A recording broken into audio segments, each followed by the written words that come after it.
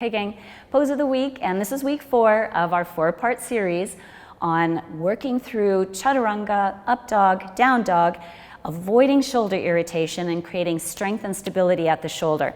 We talked about how we stabilize the shoulder, and that was with creating some torque. I know we don't like that word, but there it is. It's torque that we need to stabilize the shoulder joint.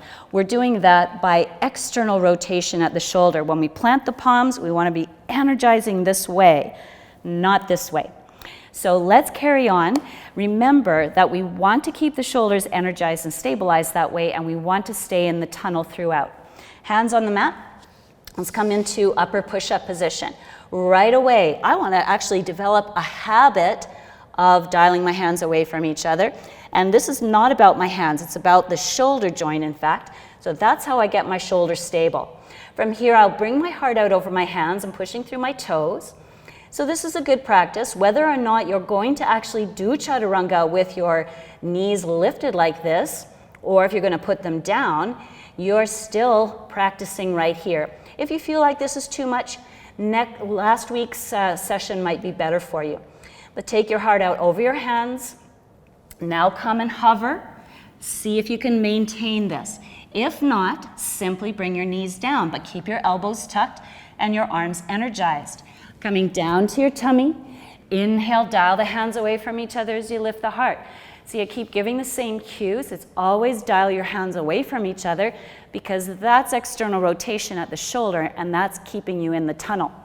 So now we'll push back for downward facing dog. Same activation. Inhale, upper push up.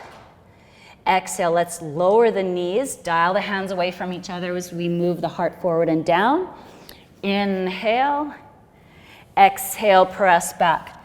This is your practice for the next week. Upper push up. Dial hands away. It's wonderful to spend an extra breath here hovering, but then you can bring the knees down, lower your tummy, and lift the heart. And press back. Doing this about 5 or 10 times a day is going to really prepare you for the next step, which would be chaturanga with the knees not coming down.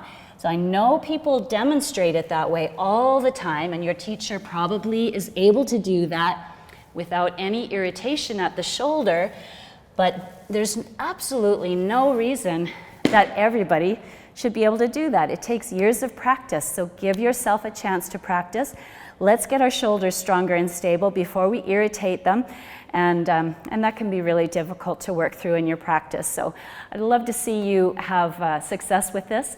So practice, practice, practice. Please go through the last 4 weeks, including this one, and see if that progression isn't going to help you. I've seen people transform their practice with this little sequence. So let's see if it works.